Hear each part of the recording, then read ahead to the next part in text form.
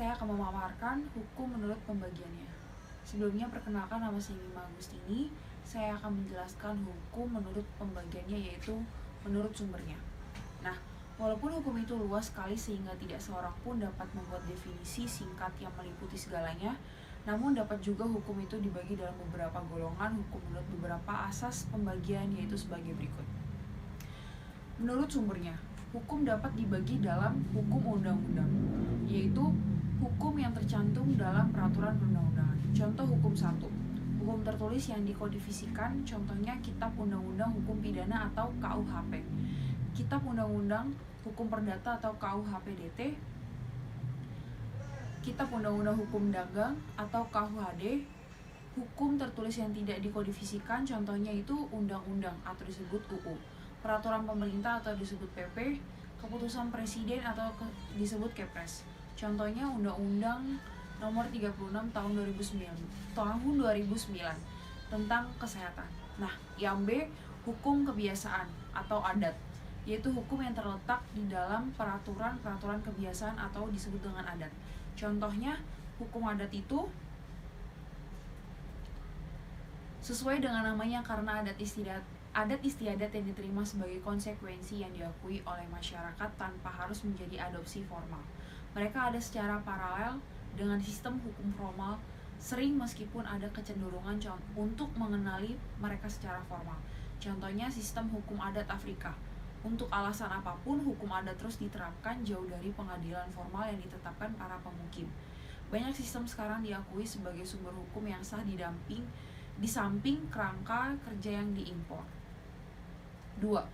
Yang ada di Minangkabau atau di daerah Sumber, disebutnya Sumatera Barat. Nah, ada hukum atau adat Minangkabau yang mana di dalam hukum adat tersebut menyatakan bahwa pihak wanita akan mendapatkan kekayaan dan semua hak dari orang tuanya, dan laki-laki dari peranakan orang Minangkabau diharuskan merantau dan mencari kesuksesan di tempat lain. Sedangkan di Jawa, sebagian besar adat akan menyatakan bahwa kekayaan orang tua akan diwariskan kepada pihak anak laki-laki lebih banyak jika dibandingkan dengan anak perempuan. Adat di Papua menyatakan bahwa jika tersebut kecelakaan, maka yang menabrak harus mengganti rugi senilai uang atau ternak dalam jumlah yang besar. Nah, yang C, hukum traktat, yaitu hukum yang diterapkan oleh negara-negara dalam suatu perjanjian antar negara. Hukum traktat adalah suatu perjanjian yang dibuat antara dua negara atau lebih dalam bidang keperdataan, terutama erat kaitannya dengan perjanjian internasional. Beberapa contoh hukum traktat antara lain perjanjian bagi hasil antara Indonesia dengan PT Freeport Indonesia, perjanjian ekstradisi antara Indonesia dengan Malaysia, perjanjian wilayah perairan antara Indonesia dengan Malaysia, piagam PBB, perjanjian kerjasama ekonomi antar anggota APEC, perjanjian Linggarjati yang dilakukan Indonesia dengan Belanda, dan sebagainya. Nah, hukum jurisprudensi, yaitu hukum yang terbentuk karena keputusan hakim. Contohnya, jurisprudensi adalah keputusan hakim terdahulu yang tertera dalam UU untuk menjadi pedoman bagi hakim lainnya, atau disebut jurisprudensi. Contohnya adalah 1. Pencurian arus listrik, 2. Perkara perceraian, 3. Perwarisan harta gonogini, 4. Perjanjian internasional, 5. Keputusan perdamaian. Selanjutnya yaitu hukum doktrin. Apa sih hukum doktrin itu? Yaitu hukum yang terbentuknya dari pendapat seseorang atau beberapa orang sarjana hukum dalam ilmu pengetahuan hukum.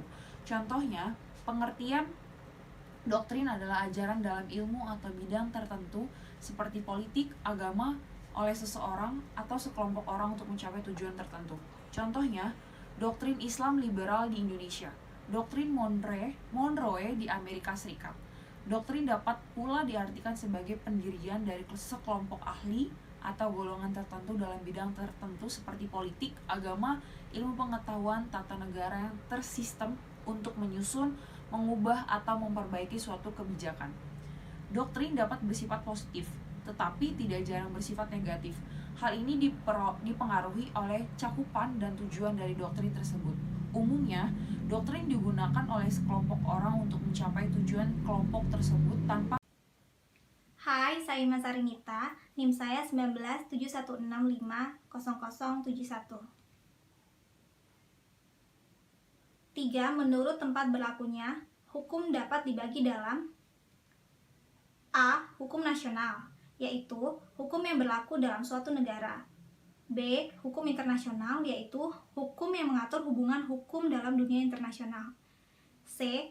Hukum adat, yaitu hukum yang tidak tertulis namun diikuti oleh masyarakat dan tunduk terhadapnya. Yang D. Hukum asing, yaitu hukum yang berlaku di negara lain. Yang keempat, menurut waktu berlakunya, hukum dapat dibagi dalam A. Ius constitutum atau hukum positif, yaitu hukum yang berlaku sekarang bagi suatu masyarakat tertentu di daerah tertentu. Yang B. Ius constitutum, yaitu hukum yang diharapkan berlakunya pada masa yang akan datang, misalnya hukum pidana nasional. Yang C. Hukum asasi atau hukum alam, yaitu hukum yang berlaku pada segala waktu dan untuk semua bangsa di dunia. Hukum ini juga disebut sebagai hukum universal. Yang kelima, menurut cara mempertahankannya, hukum dapat dibagi dalam yang A. Hukum material, yaitu hukum yang membuat peraturan-peraturan yang mengatur kepentingan-kepentingan dan hubungan yang berwujud perintah-perintah dan larangan-larangan. Contoh, hukum material adalah Kitab Undang-Undang Hukum Pidana KUHP, Kitab Undang-Undang Perdata KUHP Per, dan Kitab Undang-Undang Hukum Dagang KUHPD, dan lain-lain. Yang B. Hukum formal, hukum proses atau hukum acara, yaitu hukum yang membuat peraturan-peraturan yang mengatur bagaimana cara melaksanakan dan mempertahankan hukum material atau peraturan-peraturan yang mengatur bagaimana cara-cara mengajukan sesuatu perkara ke muka pengadilan dan bagaimana cara-cara hakim memberi keputusan. Contohnya adalah hukum formal, Kitab Undang-Undang Hukum Acara Pidana KUHAP, dan Kitab Undang-Undang Hukum Acara Perdata. Baik, saya akan melanjutkan menjelaskan hukum menurut sifatnya, menurut wujudnya, dan menurut isinya. Yang pertama, menurut sifatnya. Hukum menurut sifatnya itu dibagi menjadi dua, yaitu yang pertama hukum yang memaksa. Hukum ini mempunyai paksaan mutlak.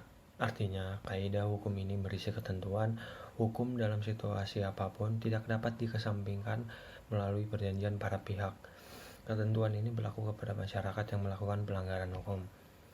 Contoh yang pertama adalah seluruh norma-norma hukum pidana atau dalam contoh pasal 338 KUHP.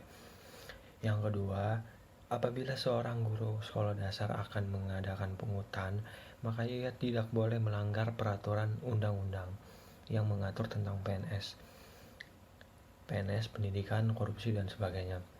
Bila ia terbukti melakukan pelanggaran hukum karena pungutan tersebut, maka ia dapat dilaporkan kepada pihak yang berwenang.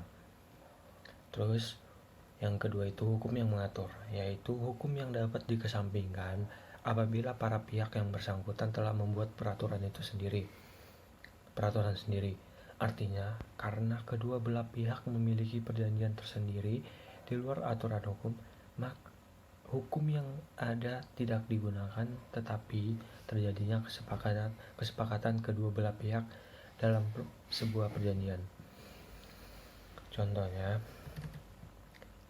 yang pertama adalah pasal 51 ayat 1 Undang-Undang Nomor 13 Tahun 2003 tentang ketenagakerjaan.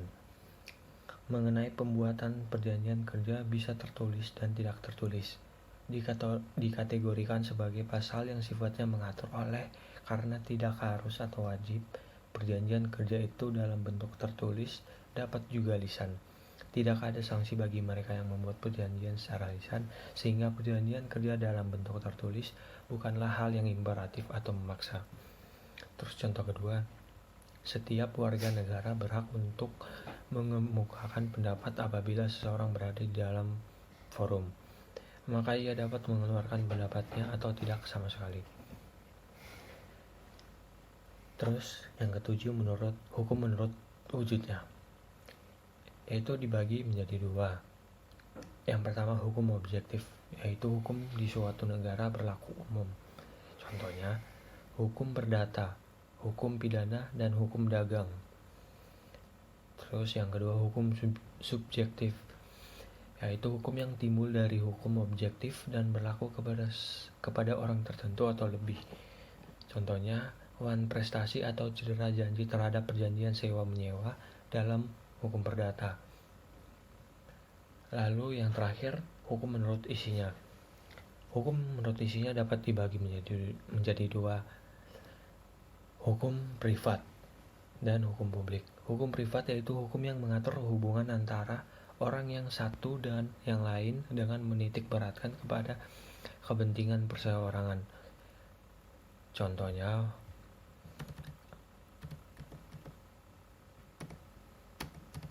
contoh hukum privat adalah 1. Hukum perdata, 2. Hukum dagang, 3. Hukum perdata internasional, dan nomor keempat hukum acara perdata, dan kelima hukum acara peradilan agama.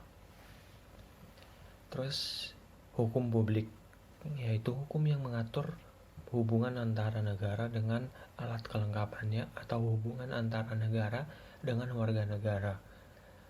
Contohnya adalah hukum tata negara, yaitu hukum yang mengatur bentuk dan susunan suatu negara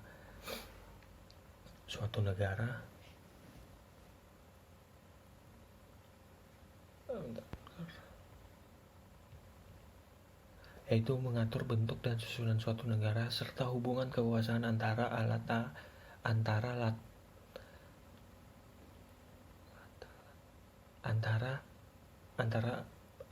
perlengkapan negara satu sama lain dan hubungan pemerintah pusat dengan daerah atau Pemda. Kedua, hukum administrasi negara atau hukum tata usaha negara, yaitu mengatur cara menjalankan tugas atau hak dan kewajiban dari kekuasaan alat perlengkapan negara. Terus yang ketiga, hukum pidana, yaitu hukum yang mengatur perbuatan yang dilarang dan memberikan pidana kepada siapa saja yang melanggar dan mengatur bagaimana cara mengajukan perkara ke muka pengadilan atau pidana. Dimaksud di sini termasuk hukum acara juga. Terus yang ketiga, hukum internasional atau perdata dan publik. Itu dibagi menjadi dua. Hukum perdata internasional yaitu hukum yang mengatur hubungan hukum antara warga negara suatu bangsa dengan warga negara dari negara lain dalam hubungan internasional. Terus hukum kedua, hukum publik internasional, hukum yang mengatur hubungan antara negara yang satu dengan negara yang lain dalam hubungan internasional. Terus hukum publik yaitu